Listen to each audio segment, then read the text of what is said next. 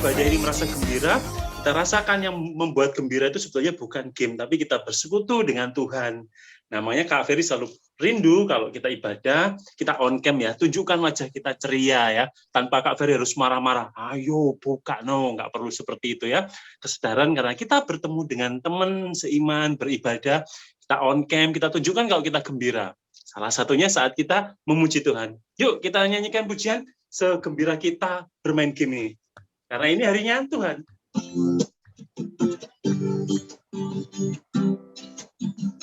Katakan, hari ini harinya Tuhan, harinya Tuhan.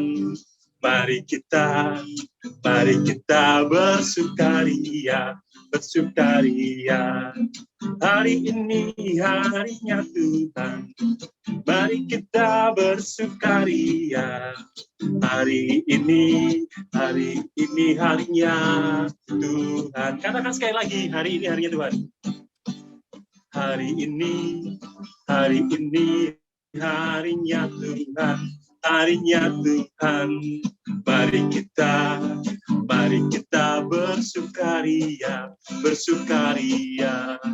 Hari ini harinya Tuhan, mari kita bersukaria. Hari ini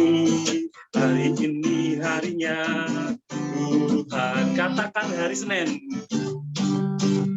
hari Senin, hari Selasa, harinya Tuhan, harinya Tuhan. Hari Rabu, hari Kamis, harinya Tuhan, harinya Tuhan. Hari Jumat, harinya Tuhan. Hari Minggu, Sabtu, harinya Tuhan. Hari Minggu, semua hari, harinya Tuhan. Katakan sekali lagi, hari ini harinya Tuhan. Hari ini harinya Tuhan, harinya Tuhan. Mari kita bersukaria, bersukaria. Hari ini harinya Tuhan, mari kita bersukaria. Hari ini harinya Tuhan. Katakan sekali lagi. Hari Senin, hari Selasa, harinya Tuhan, harinya Tuhan. Hari Rabu, hari Kamis, harinya Tuhan, harinya Tuhan. Hari Jumat, harinya Tuhan. Hari Sabtu, harinya Tuhan. Hari Minggu, semua hari, harinya Tuhan.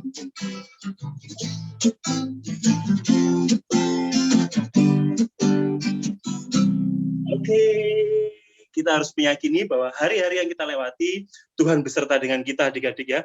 Jadi jangan pernah bersedih kalau ada masalah, karena di tiap hari Tuhan menyertai kita. Nah, syaratnya Tuhan menyertai kita, kita dikuatkan oleh iman terhadap Tuhan dengan apa? Dengan semakin dekat dengan Tuhan, yaitu dengan membaca firman-Nya. Kita harus memiliki sifat yang rindu kepada Tuhan, seperti lagu mengatakan, seperti sungai rindu sungaimu. Kita nyanyikan lagu ini sebagai pengantar kita mendengarkan firman Tuhan.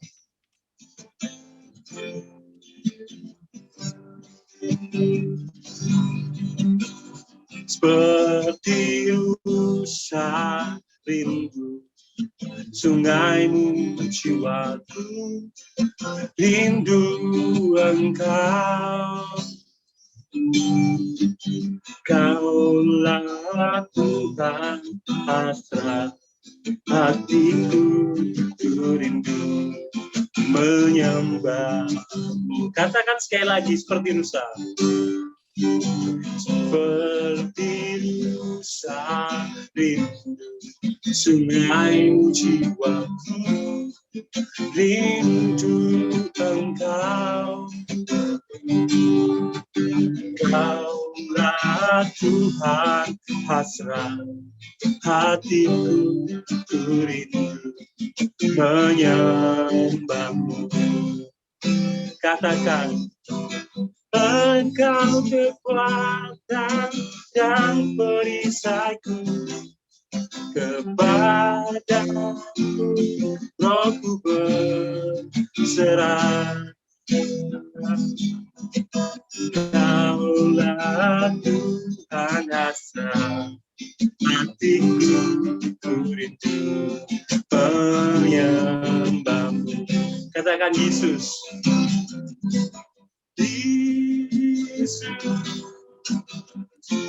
Yesus, kau berarti bagiku. Yesus,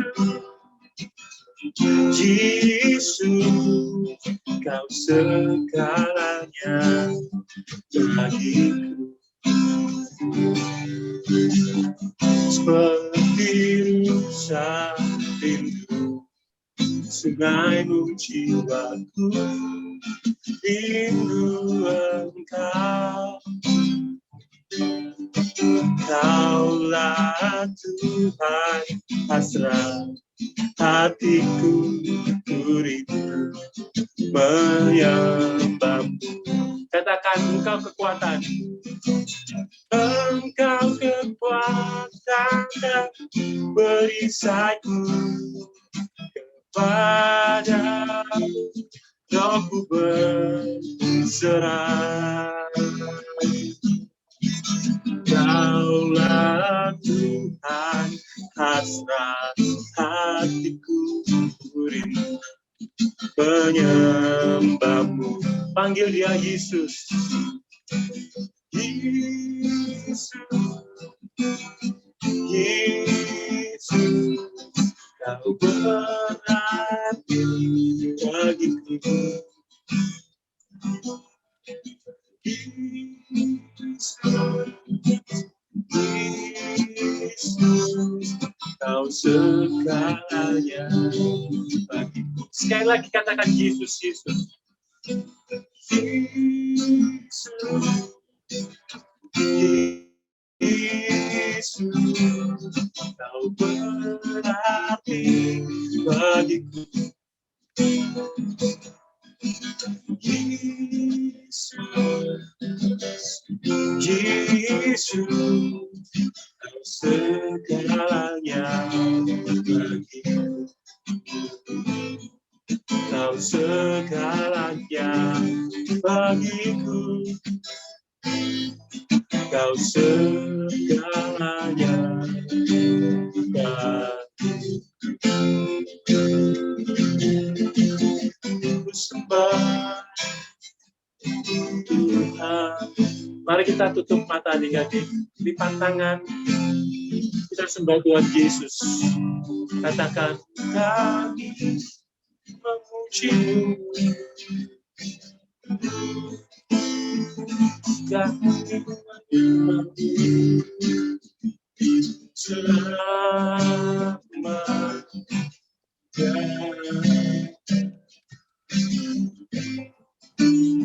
Kami memuja-Mu selamanya.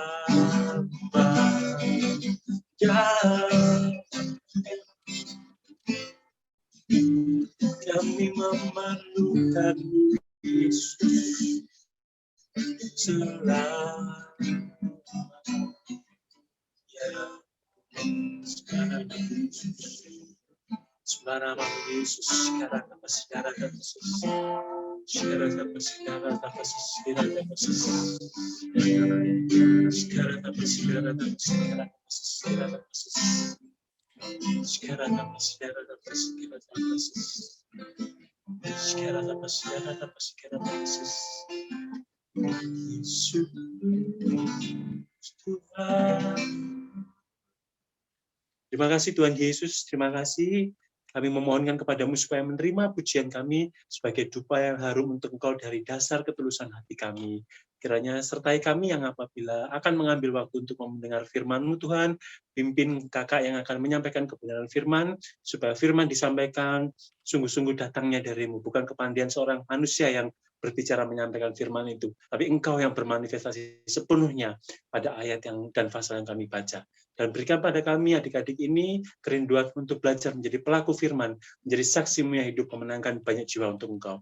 Usir roh-roh yang akan mengambil firman itu, Bapak, mereka tidak berhak atas firman itu, karena kami yang berhak memiliki kebenaran firman itu. Dalam nama Tuhan Yesus, demikianlah kami siap menerima firman-Mu. Haleluya. Amin. Oke. Shalom semuanya. Shalom. Tinggal Kak Vina dong. Oh, sama Sheryl. Sama siapa lagi? Kurang banyak dong. Oh, halo David juga jawab. Senang ketemu kembali. Karena kalau ketemu kakak biasanya di kelas Pratama Madya. Kalau ketemu Kak Martin. Oh iya. Kita punya grup ya, Lin ya. Jadi senang bisa ketemu teman-teman Tunas dan Teens di sini karena kakak kangen sama seperti Kak Ferry tadi ngomong, kakak rindu semuanya nyalain video. Kalau nggak nyalain kakak tungguin sampai nyalain baru kakak mulai firman loh. Hai David, Hero udah nyalain, Sheryl halo salam kenal, Sharon mana wajahmu Sharon, Joseph mana Joseph, Servino, hai shalom. Calvin, Servino, oke. Yang belum kakak masih tunggu ya. Oke, hari ini kakak mau bahas tentang firman yang tadi juga udah Kak Vina sampaikan juga sama Kak Nike ya, bahwa kita bahas mengenai cinta firman Tuhan. Bentar kakak bukain dulu ya.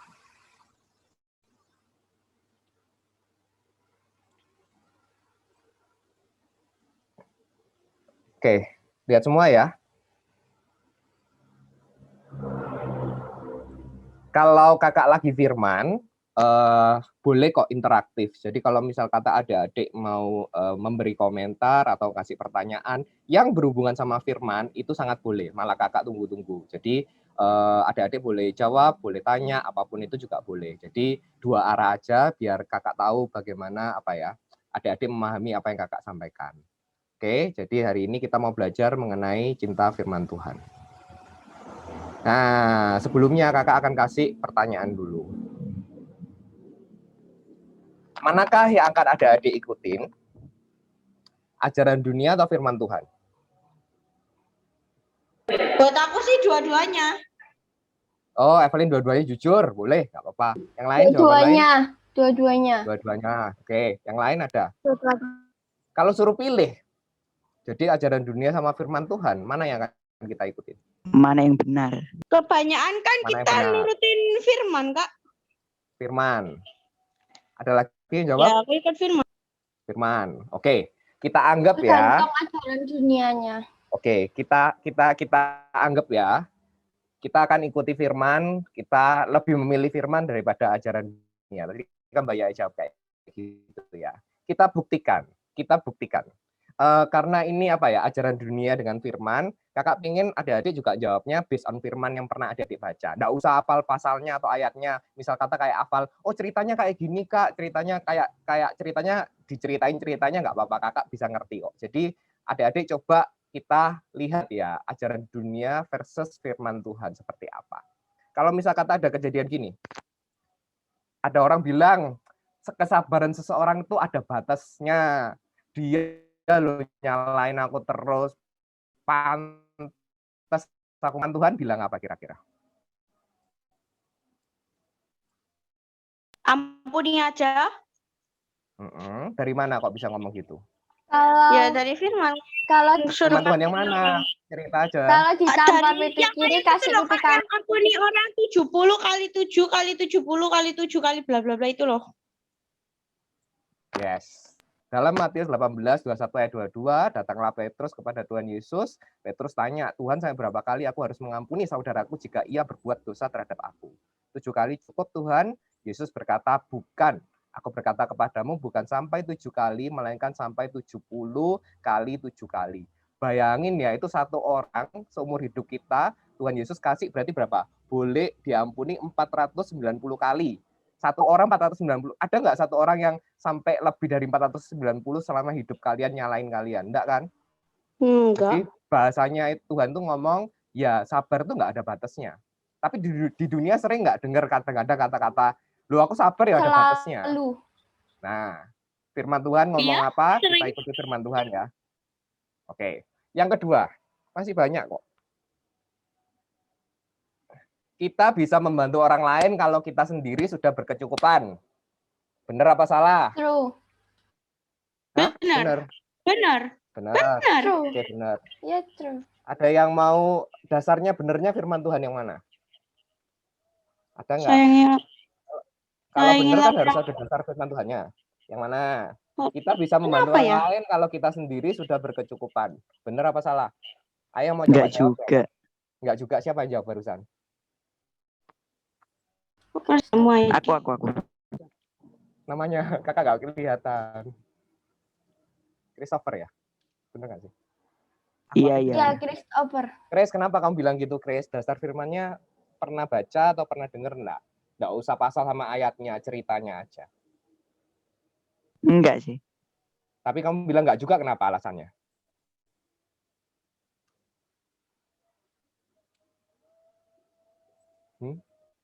Hati saya berkata gitu, Kak. Kakak kasih ya, kakak kasih. Tahu cerita ini enggak? Janda yang kasih persembahan buat Tuhan. Tuhan bilang, aku berkata kepadamu, janda miskin ini memberi lebih banyak daripada semua orang itu. Sebab mereka semua yang memberi itu dari kelimpahannya atau kelebihannya. Tapi janda ini memberi dari kekurangannya. Bahkan ia memberikan seluruh nafkahnya. Maksudnya apa di sini? Kalau mau membantu orang, itu sebenarnya yang penting hatinya. Bukan berapa banyaknya duitmu yang kamu kasih. Tapi sebenarnya hati kita tuh sudah memberi. Hati itu kan enggak ada apa ya? Hati itu kan luas ya. Jadi kalau kita mau memberikan hati kita nolong orang tidak dengan materi. Misal kata kita tolong orang, misal kita mengantar orang itu, kita sudah nolong orang. Jadi, tapi di dunia juga banyak. Kamu sendiri belum beres kok nulungin orang kan? Banyak omongan kayak gitu kan? Kamu sendiri belum cukup kok nulungin orang. Nah, tapi di Lukas 21 ayat 3 sampai 4, Tuhan tuh bilang, ada seorang janda miskin, dia bisa memberi dari kekurangannya, bahkan ia memberikan seluruhnya. Yang dilihat dari janda itu apa? Hatinya. Hati yang menolong orang lain. Beda ya, ada bedanya ya, ajaran dunia sama firman Tuhan ya. Coba kita lihat berikutnya. Berbicara kasar, bully, atau mungkin ya bahasa Surabayanya misuh gitu ya, kotor. Maksudnya hanya bercanda kok, santai aja lah. Nggak usah baper-baper. Boleh apa? Bener apa salah? Bener. Ah, bener. Sama Evelyn. Iya. Ya, oke, nggak apa-apa. Kesya. Kenapa bener? Loh kan ada yang ngomong gitu, aduh santai aja lah, aku cuma bercanda, nggak usah. Ya sering Kak. Itu kan Sering ajaran alami, Kak. dunia. Jadi ngomong sembarangan, kan aku bercanda, jadi aku boleh dong ngomong sembarangan, karena aku bercanda, santai aja lah gitu kan. Bener, boleh, tidak boleh, sesuai firman Tuhan atau tidak sesuai firman Tuhan? Tidak sesuai. Kan itu dosa Kak ngomong kayak gitu Kak. Ngomong bahasa Dasarnya kata-kata apa? kan dosa. Dasarnya apa? Ingat nggak Dasarnya firman ya. Tuhan yang mana? Firman Tuhan yang mana? Ingat nggak? Gimana tuh Kak? Kakak keluarin ya, salah satu yang kakak tahu, mungkin adik-adik juga bisa nambahin. Amsal 18 ayat 21, hidup dan mati dikuasai lidah, siapa suka ngomongkannya, dia akan memakan buahnya. Kenapa kita meskipun lagi marah, kita nahan omongan kita, karena kalau omongan itu udah keluar, mungkin kita bisa nyakitin orang lain. Karena itu, dan kita, omongan kita tuh juga doa gitu loh. Jadi sebisa mungkin kita belajar untuk ngomong-ngomong yang selalu baik, ngomong-ngomong tentang Tuhan, apa yang indah, apa yang baik. Nah, firman Tuhan ngajarin kayak gitu. Jadi enggak boleh dengan alasan aku cuma bercanda, ngomong sembarangan, itu enggak boleh. Kita harus berusaha nahan. Karena hidup dan mati dikuasai lidah. Oke. Berikutnya, kakak masih punya. Nah, ikut Tuhan itu agar selalu diberkati dan menjadi orang yang sukses. Betul apa salah? Bener. Enggak. Benernya kenapa? Enggaknya kenapa? Benernya aku sering denger. Oh ya. Enggaknya siapa yang tadi jawab enggak? Noel tadi jawab enggak. Noel. Kenapa enggak, Noel? Kalau ikut Tuhan kan Harus sukses. Nggak harus susah, wah gagal. Ikut Tuhan gagal Itu kan berarti. ajaran dunia, bukan ajaran firman Tuhan. Jadi benar dong. Bener. Wah, anu ya, apa? Apa? Kalau dua hal yang bertentangan itu apa? Konfrontasi apa sih, Kak Vina? Pro dan kontra. Pro dan Pro dan kontra. kontra. Ya. Pro dan kontra. Kalau Kakak bilang yang diomongin bukan berarti salah. Tapi sukses dan diberkati itu akibatnya. Sebabnya di Matius 6 ayat 33 kita diterangkan bahwa carilah dahulu kerajaan Allah. Jangan dibalik loh ya. Kalau kalian nggak pernah cari dahulu kerajaan Allah, ibadah masih suka main-main, ibadah nggak serius, nganggap Tuhan itu santai-santai dan segala macam, ya jangan harap berkat sama orang suksesnya. Jadi di Matius 6:33, benar semuanya akan ditambahkan sama kita. Berkat, sukses, dan segala macam. Tapi syaratnya cari dahulu kerajaan Allah. Jadi ya tadi ngomong benar ya ada benernya, yang ngomong nggak tepat ya juga ada benernya. Yang terakhir, berbohong untuk kebaikan tidak apa-apa. Yo, siapa yang sering kayak gini? Sering denger. Ya sesuai apa nggak sesuai sama firman Tuhan? Nggak sesuai. Nggak sesuai. Beneran tak? Kan untuk kebaikan. Tapi Nggak ada boleh. benernya juga, Kak. Kan tetap aja dosa. Bu. Kalau berbohong kan dosanya tapi ya, ngerti kan? Tapi kan kalau misalnya kita lagi di mobil di Grab terus tiba-tiba kayak mencurigakan Grabnya kan berbohong kan buat kebaikan nggak apa-apa. Tapi tetap Berbohong aja untuk dosa kebaikan. berbohong. Wah, bingung ya, baik kok dosa ya, bingung semua ya. Kakak ini kakak yang berpikir kakak, tapi kalau ada yang mau nambahkan juga boleh. Ada 2 ayat yang kakak bahas. Matius 5 ayat 37, jika ya, hendaklah kamu katakan ya, jika tidak, hendaklah kamu katakan tidak. Apa yang lebih daripada itu berasal dari si jahat. Jadi kakak juga setuju bahwa bohong meskipun untuk kebaikan nggak boleh. Tapi di Matius 10 ayat 16, Tuhan bilang, lihat, aku mengutus kamu seperti domba ke tengah-tengah serigala, sebab itu hendaklah kamu cerdik seperti ular dan tulus seperti merpati. Kadang-kadang kalau orang kejujuran, kepolosan, kayak tadi kata Evelyn, kalau ketemu orang jahat, kalau kita kepolosan, nanti malah kita dikerjain gitu kan. Kakak mau ngasih contoh, karena kakak pernah dengar ini contohnya. Misal kata, gimana caranya gini ya, artinya kita tuh tetap punya tulus seperti merpati, tapi kita juga punya kecerdikan seperti ular. Misal kata gini, ada teman papa telepon di rumah, terus pas yang ngangkat kalian, oh Om Teddy yang telepon, Om Teddy telepon, terus papa bilang, gak papa nggak mau ngangkat teleponnya Om Teddy, papa nggak mau ngangkat teleponnya Om Teddy, kamu aja yang ngomong sama Om Teddy. Kira-kira kalian akan jawab Om Teddy-nya seperti apa? Papa di sebelah. Papa lagi sibuk. Papa lagi sibuk. Papa lagi makan itu, lagi nggak sibuk. Papa lagi santai, tapi papa nggak mau ngangkat. Oh, ya udah tinggal bilang, Papa nggak mau ngangkat telepon. Gue marah Om Teddy sama papamu kalau kamu jawab kayak gitu. Gimana dong jawabnya? Kan harus cerdik juga. Om papa di sebelahku gitu. Om papa di sebelahku. Enggak, Terus gini kok aja. nggak mau ngangkat teleponku? Gini aja. Om telepon lagi ya nanti, soalnya Papa lagi makan. Papa lagi makan. Tapi ini penting, aku mau ngomong sama papamu. Ya udah nanti aja. Kalau papa sih ngomongnya kalau- setelah makan baru dijawab. Nah, gini. Ada contoh, sebenarnya kakak juga lihat nih, contohnya kita bisa jawab kayak gini, kita nggak bohong ya, tetap bohong itu salah, kita jawab bahwa Om, Papa sekarang nggak bisa terima telepon. Om ada pesen nggak buat saya sampaikan Papa? Nah, kira-kira kalau kakak atau kalian jawab kayak gitu, udah paling bener nggak? Bener itu, Kayaknya. bener. Nah, ya, jadi bohong untuk kebaikan itu pasti tidak boleh, karena iya, enggak. Tapi kita di satu sisi juga harus punya cerdik. Kita juga harus tahu bagaimana kita menyampaikan agar ya semuanya baik gitulah intinya kayak gitu. Nah, contoh-contoh ini adalah menunjukkan kenapa kita harus belajar firman Tuhan. Karena jika kita tidak mengetahui firman Tuhan, hati-hati, waspada, kita mungkin bisa salah atau terseret arus dunia. Kita banyak dapat pelajaran-pelajaran yang mungkin tidak tepat di dunia, tapi kita iakan. Makanya tadi bingung, ikut ajaran dunia atau firman Tuhan ya? Ya dua-duanya. Enggak, firman Tuhan di atas ajaran dunia. Jadi kalau ada ajaran dunia yang tidak sesuai dengan firman Tuhan, kita pasti pilih firman Tuhan. Oke ya. Nah, hari ini kita belajar dari Alkitab ya, kenapa firman Tuhan begitu penting dari Mazmur 1. Mazmur 1.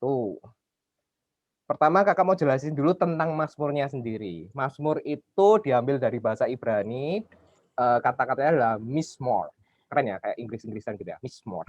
Mismor itu artinya adalah sebuah puisi yang dinyanyikan dengan iringan alat musik.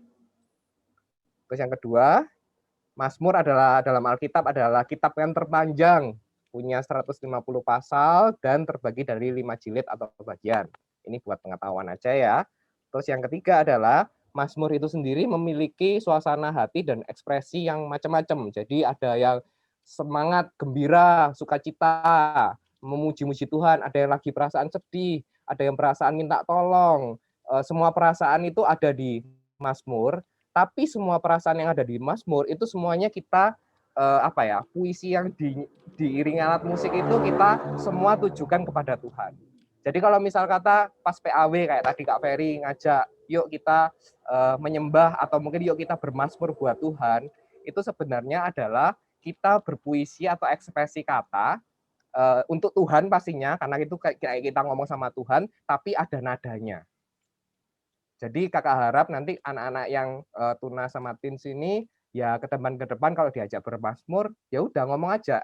Kalian lagi ngerasain apa ekspresi sama Tuhan, misal kata haleluya, terima kasih Tuhan, apapun rasa kalian, atau Tuhan tolong aku, apapun itu, ya semua kata-kata ekspresi kata itu yang dinadakan itu kita sebutnya mazmur. Oke, jadi kalau biasanya pas penyembahan sekarang diajak untuk bermazmur, ayo kita pejamkan mata, kita berkata-kata, berpuisi, berekspresi kata lewat nada, kita berikan untuk Tuhan yang terbaik buat Tuhan. Oke. Bahan baca kita Mazmur nomor 1. Mazmur pasal 1. Ada 6 ayat di sini. 2 orang dong bantu kakak. Yang pertama baca 1 sampai Niko. Hah? Tewota? Niko ya? Ya, Niko. Oh, ya oke. Kesia 1 sampai 3, Niko 4 sampai 6. Yuk, silakan dibaca. Mazmur 1 ayat 1. Berbahagialah orang yang tidak berjalan menurut nasihat orang fasik. Yang tidak berdiri di jalan orang yang berdosa dan yang tidak duduk dalam kumpulan pencemooh. Tetapi yang kesukaan ialah Taurat Tuhan, dan yang merenungkan Taurat itu siang dan malam. Ia seperti pohon yang ditanam di tepi aliran air yang menghasilkan buahnya pada musimnya, dan yang tidak layu daunnya, apa saja yang diperbuat berhasil. Oke, Niko. Bukan demikian orang fasik. Mereka seperti sekam yang ditiupkan angin, sebab itu orang fasik tidak akan tahan dalam penghakiman, begitu pula orang berdosa dalam perkumpulan orang benar. Sebab Tuhan mengenal jalan orang benar, tetapi jalan orang fasik menuju kebinasaan. Oke, terima kasih. Jadi perikop Mazmur 1 ini membedakan antara orang benar sama orang fasik. Ada yang kalimat yang kakak highlight, yang pasal 2. Jadi kenapa kita bahas cinta firman Tuhan? Karena di salah satu ayat ini kita bicara bahwa orang benar itu kesukaannya adalah Taurat Tuhan. Taurat Tuhan itu firman Tuhan, Alkitab ya semacam kayak ya itulah semua. Taurat Tuhan itu firman Tuhan, Alkitab, dan yang merenungkan firman Tuhan itu siang dan malam. Jadi Mazmur 1 kita akan kali ini minggu ini kita akan bicara tentang orang benarnya ya. Jadi kita akan bahas banyak di ayat 1 sampai 3. Yang berikutnya 4 sampai 6 itu tentang orang fasiknya. Ya, itu nanti kita akan belajar tersendiri ya. Tapi yang pertama kakak mau highlight kenapa kita bahas tentang cinta firman Tuhan, karena orang benar itu adalah orang yang suka Taurat Tuhan dan merenungkan Taurat itu siang dan malam. Maksudnya apa sih Kak? Suka Taurat Tuhan dan merenungkan siang dan malam. Oke, Mas, kita ambil dari ayat kedua, maksud menyukai Taurat Tuhan dan merenungkannya siang dan malam. Yang pertama.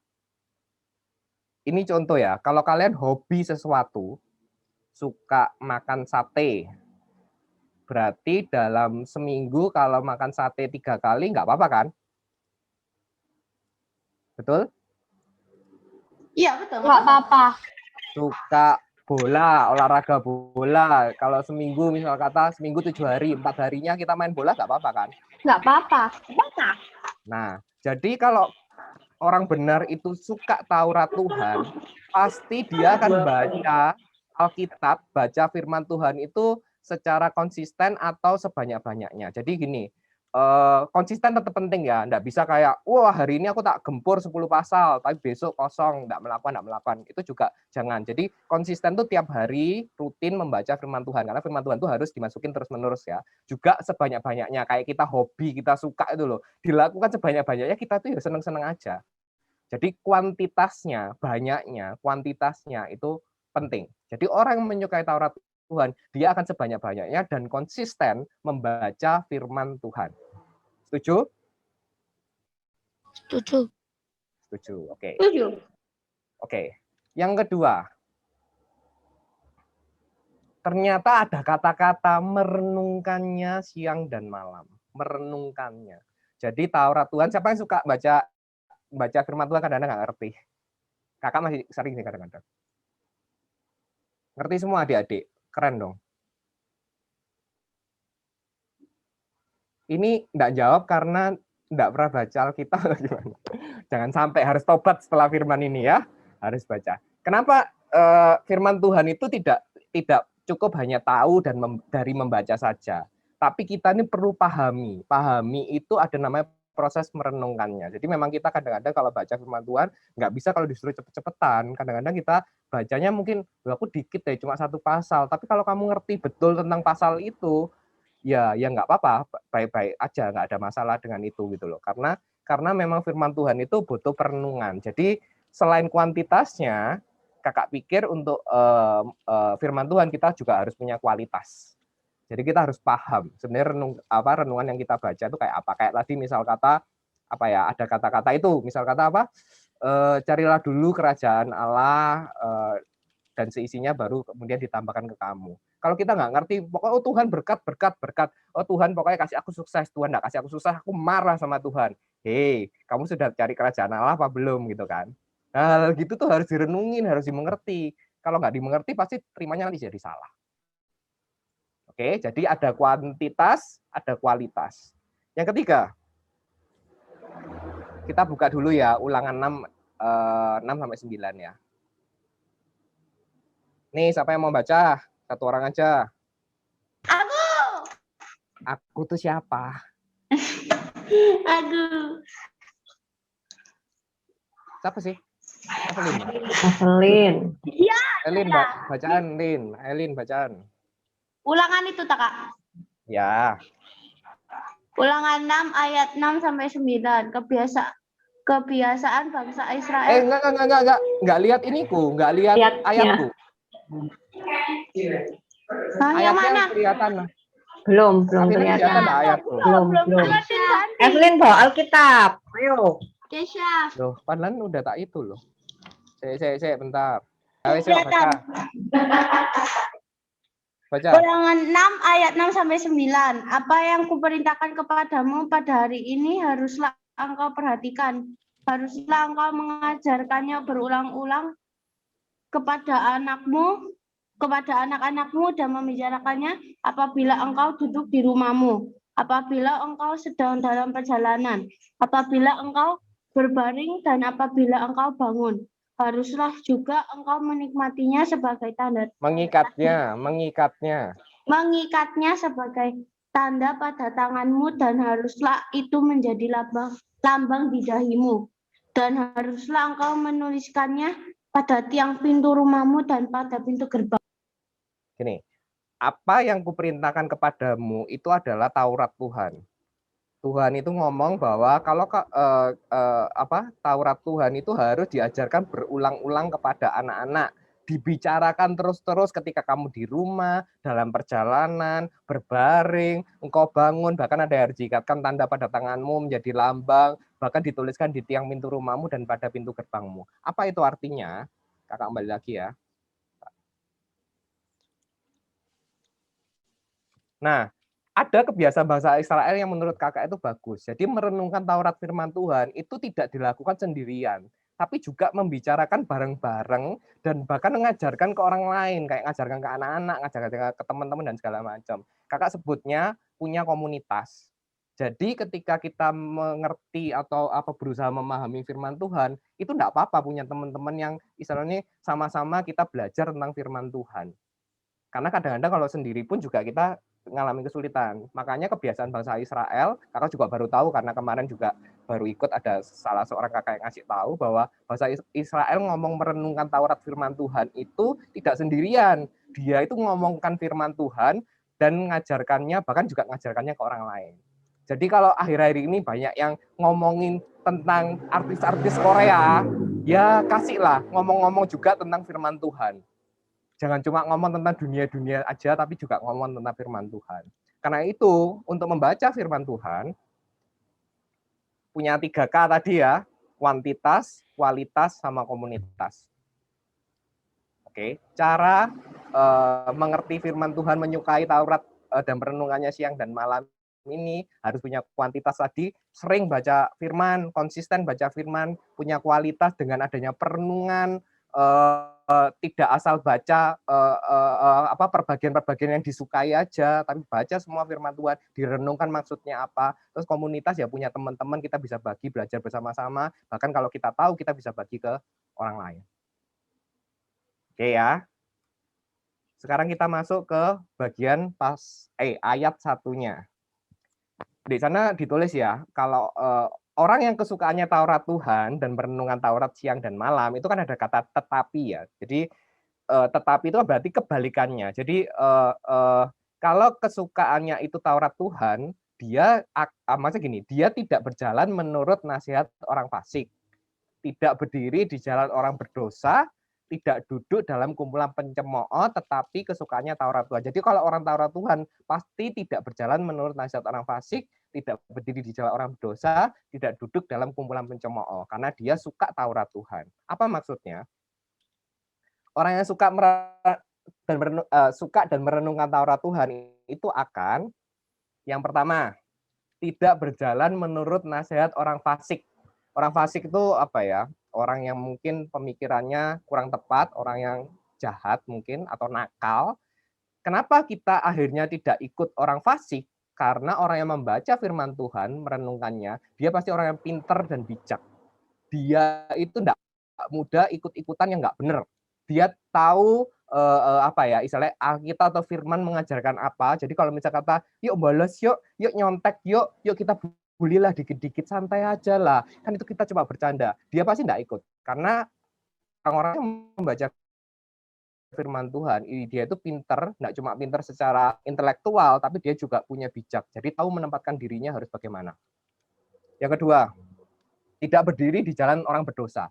Otomatis kalau orang yang menyukai firman Tuhan pasti istilahnya ya tidak ada orang yang tidak berdosa. Karena itu Tuhan menebus kita. Tapi kita tuh akan tobat dan mengurangi dosa-dosa kita karena kita udah tahu kebenarannya kayak apa.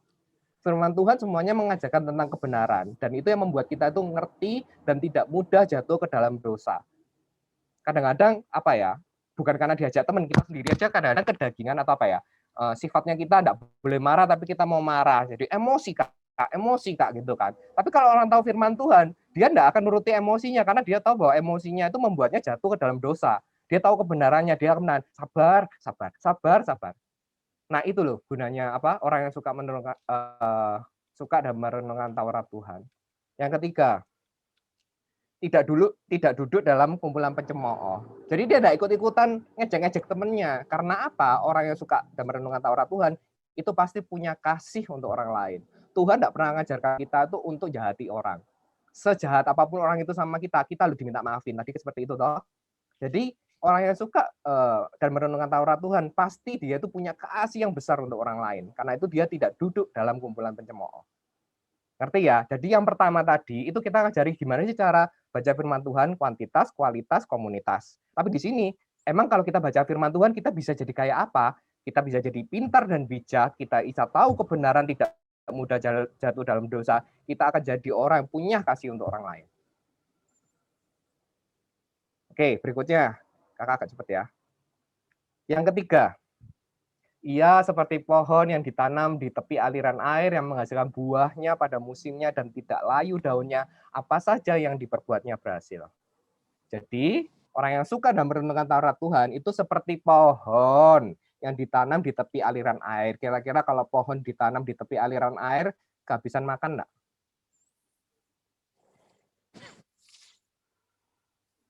Oke, masih dengerin kakak. Bisa. Kakak tanya loh ini, Bisa. kehabisan makan enggak? Bisa kan dapat air. Bisa. Iya, ya berarti nggak kehabisan makan toh. Maksudnya nutrisi pohonnya selalu tercukupi, bukan? Apa sih kepo-kepo apa sih? Bahasa apa toh ini? Ya. Jadi kalau pohon ditanam di tepi aliran air pasti subur, daunnya segar, menghasilkan buah-buah yang baik karena makanannya nutrisinya tercukupin. Artinya apa? Janji Tuhan bagi orang yang suka dan merenungkan Taurat Tuhan adalah apa saja yang diperbuatnya pasti berhasil. Jadi kalau mau berhasil di bidang pelajaran, mau berhasil sukses di pekerjaan, mau berhasil di hobinya, mau berhasil apapun itu, syarat utama atau pertamanya suka baca firman Tuhan apa enggak? Oke. Siapa yang mau berhasil? Yuk kita lebih rajin lagi baca Alkitab. Setuju apa? Setuju?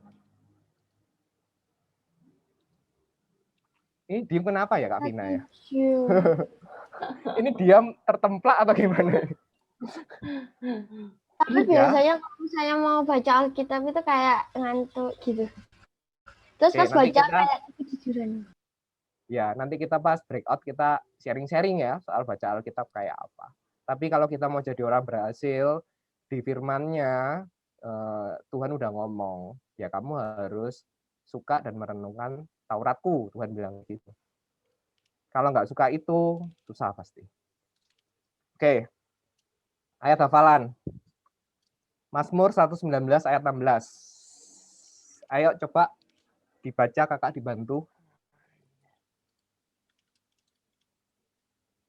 Siapa? Ini pada tidur semua enggak kan? Dengerin kan? Keisha. Keisha tadi udah ya. Yang lain deh, kakak pin yang lain. Siapa?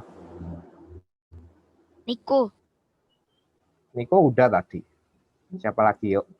Kalau nggak ada yang ngomong, kakak yang tunjuk nanti. Ayo, kalau mau langsung baca di langsung. Baca ayatnya. Baca ayatnya. Baca dulu. Baca aja loh. Mending nggak usah. Jesslyn, kakak pin Jesslyn. Jesslyn Sunario.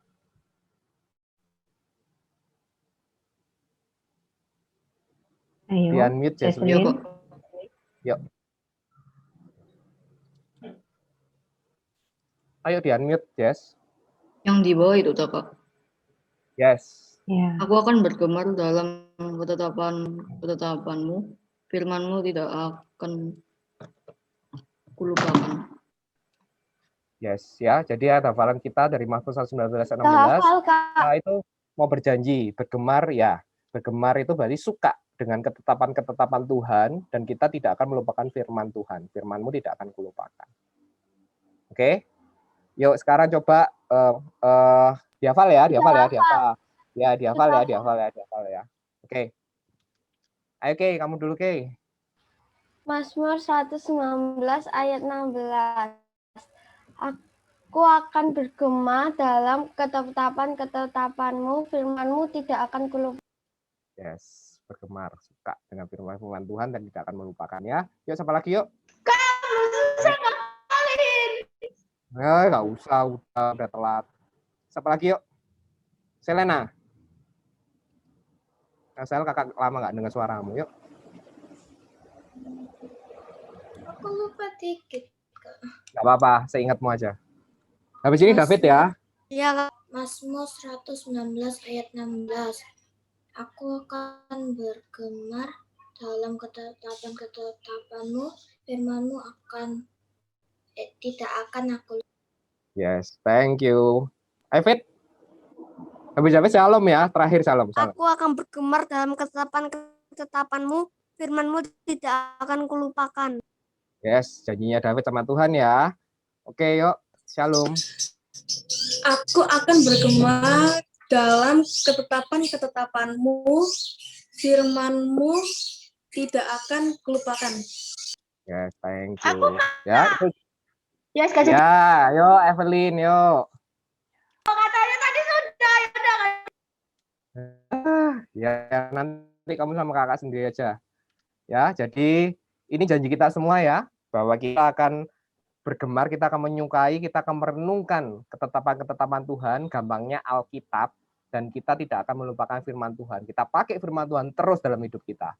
Ada cerita lagi nih, terakhir. Ini terbukti ya. Jadi ini sungguh-sungguh terbukti karena masuk ke Washington Times, itu kayak koran terkenalnya Amerika gitulah ya, Washington. Tanggalnya 30 Juli 1996. Udah lahir belum? Belum lahir semua ya?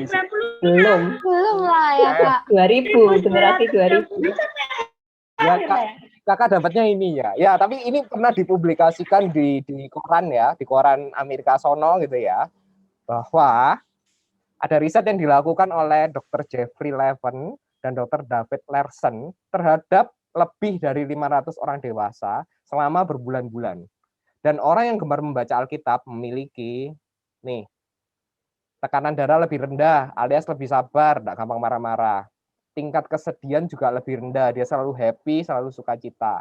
Lebih sedikit yang menderita penyakit jantung, tidak sakit-sakitan. Lebih jarang yang kecanduan obat dan alkohol.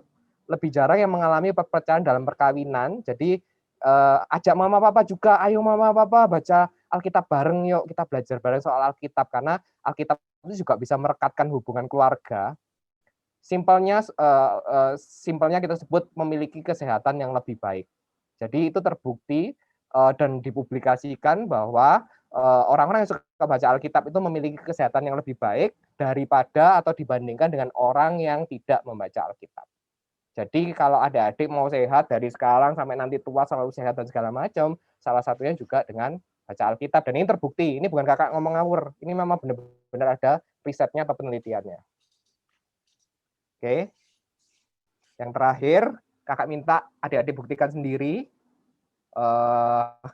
Ada salah satu ayat yang kakak suka, karena manusia hidup bukan dari roti saja, tetapi dari setiap firman yang keluar dari mulut Allah. Jadi kalau kalian makan jasmani ya, roti itu kan maksudnya makan jasmani ya, kalian makan roti, sate, nasi goreng, babi apa itu sama aja, semua makanan, tapi kita hidup tidak hanya dari makanan fisik, kita hidup juga dari firman yang keluar dari mulut Tuhan yang ada di Alkitab.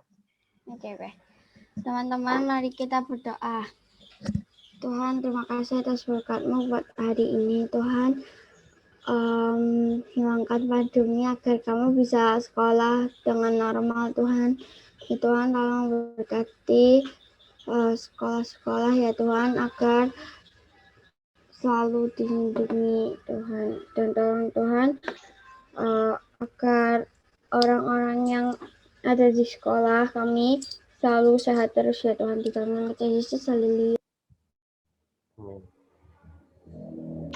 Tuhan berkati keluarga kami Tuhan agar bisa aman dan damai, dan berkati keluarga kami yang sedang sakit, sembuhkan agar mereka bisa kembali sehat dan bisa beraktivitas dengan baik. Amin.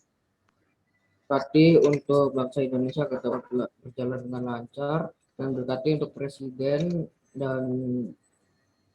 agar dapat sehat selalu, dan juga rakyat-rakyatnya agar dapat sehat selalu. Terima kasih Tuhan, amin.